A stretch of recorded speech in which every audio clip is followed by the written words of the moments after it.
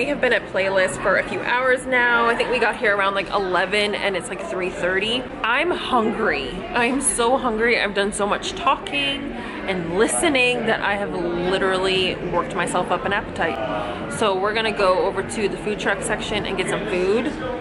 It's a lot here. It's kind of overwhelming, a little intimidating, but it's fun and I'm learning a whole bunch and I've met people. Hey guys, what's up? I'm at Playlist Live and I saw Lauren Brazy. Hey friend! Yay! I saw her and I was like, hi Lauren. She is the first YouTuber I have met in person. And it's kind of crazy. I'm so excited that you stopped me. I'm so pumped about it. I absolutely love it. We're just two Florida girls talking, chilling, and it's been really awesome. And it really has. It's so fun. Yeah. I'm kind of nervous. I really don't know what to say. She's been fine, guys. She's totally fine. This is super natural. This is why I did my cleaning video. She's why I did that, and why I had so much fun. So yeah, you guys should definitely check my merch too, didn't you? Yes, I did. Yay, yes, love that so for us. I love that for us. Yes. So yeah, I'm having so much fun, you guys. Oh, yes, and let's encourage Cassie to keep filming and holding that camera out there and just being your best self. This whole weekend. She's so beautiful in person, you guys. Thank you. I know you guys probably are like, yeah, I know. I watch her, she's so pretty. But like seriously, I was like, you're so pretty. And you're so tall. I know, I'm like, I'm never ever short compared to anybody. And I was like, yes. I'm tall compared to everybody. But like model tall. It's kind of sad. But yeah, thank you. I don't know why I said thank you. This is so weird. You're so welcome.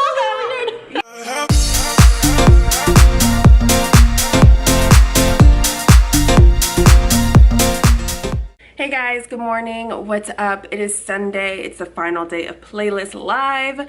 I was actually up at like 6 o'clock this morning. It's about 8 o'clock right now. I just got out of the shower. I just got dressed and now I'm going to get myself ready. We're gonna go have breakfast and then head right on over to Playlist. It was just draining yesterday. It was a lot of information to take in. It was good information though, which was nice. So yeah, I'm excited to go back today and do it all over again. I'm definitely gonna try to vlog more today and pull out the camera, bring y'all with me. So yeah, I'm gonna go ahead and finish getting ready so we can head out because I think the first panel that me and John both want to sit on is at 10:15. So we gotta go. So we just made it to a Playlist. We're about to walk in and get this day started.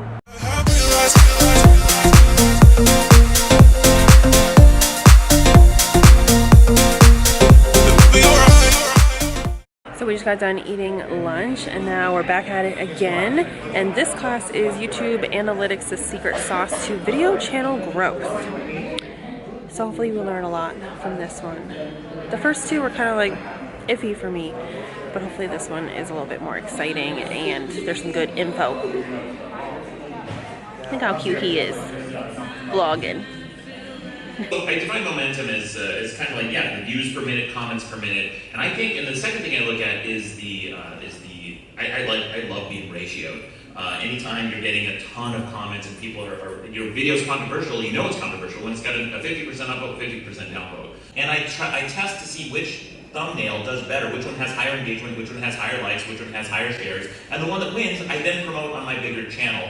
And then that's a real simple strategy to finding a thumbnail that works. That's clickbait versus a misleading thumbnail. Yeah. Like misleading is extremely bad. Like if you make a thumbnail that might get their attention, but it has nothing to do with the video, or maybe you put the content of the thumbnail that people clicked on. That's the reason you put it at the end of the video, thinking, oh, they're gonna watch through the whole thing. Not necessarily. That's probably gonna end up hurting you in the long run. So it's really important to have boundaries. So what are some pieces of advice you could give to people out there who are wondering, like, where's the line?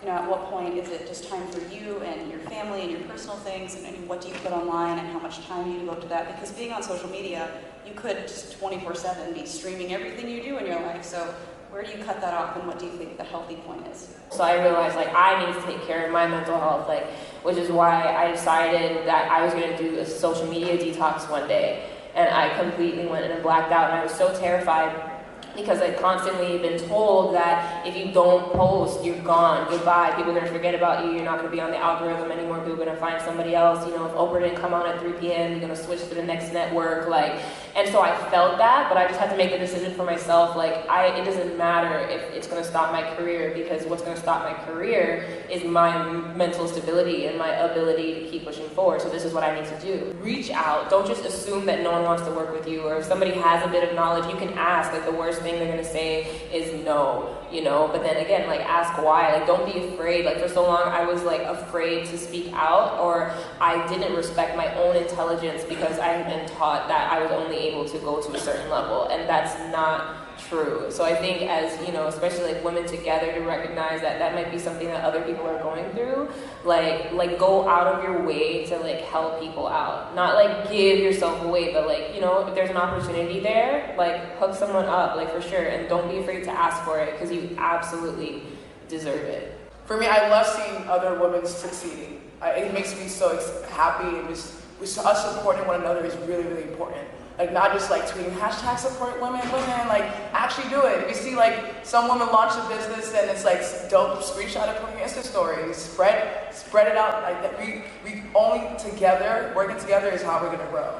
This like competitive culture we have is so awful. Like, we see it all the time in comments. Like, there's not a ton of female DIY channels out there, so every time we do something, there's always comments like, oh, you're trying to be like this person, you're trying to copy this person. It's like, why can't we all be our unique selves, creating our own awesome things, and all be in the space together? Like, why does someone always have to be kind of on top? Hey everybody, so I just got out of the Boss Women panel, and that was really awesome, very inspiring. Everybody there was hilarious and gave a lot of really good information. It's about 4:30, and the last panel of the day is a collaborations panel, and since this is something that I'm pretty interested in, I'm gonna go ahead and head on over there. So yeah, I hope you guys are enjoying the vlog so far. Playlist is almost over, which is kind of sad, but I am kind of like ready to like go home. Also, I have accumulated some juice, and this is the bag that they gave me to carry it in because they made me get 5, and I was like, do you have a bag? And they were like, no, so this is what I'm working with. Also, the crowd has definitely gone down in comparison to yesterday and today. Yesterday it was insane, everybody, it was really, really crowded, and today it's kind of like a ghost town, which is kind of nice, but a little bit weird. So we're leaving. The last panel was a bust. Nobody showed up. It was supposed to start at 4:30, and I think it's like 10 after 5. We waited a good like 35 minutes before we were like, all right, let's just go. It was kind of upsetting and a little disappointing because it was the last panel, and it was a decent crowd in the room. Like, a lot of people were interested in it, but none of the panelists showed, which kind of sucks. And nobody had any answers as to like where they were or what, like if it was a miscommunication. So it was kind of like unorganized, I guess. I think our first day, which was Saturday, was better than today, panel wise. Just because the first couple for me today were a little bit like but I did have like 2 really awesome ones that I learned a lot from. And then of course, like now, like the last panel, nobody even showed. Yesterday there just seemed to be like a higher momentum. Oh Lord, here we go again. I did get to meet some really awesome people, which was really cool. I was waiting for one panel to start, and a girl just randomly came over to me and she was like, hey, are you here alone? And I was like, yeah. And she was like, can I sit here? And I was like, sure. And we chatted for a little bit before the panel started, which was nice. But yeah, I did get to meet that one girl that came to sit next to me before the panel started, and she was really sweet, and we talked for a little bit.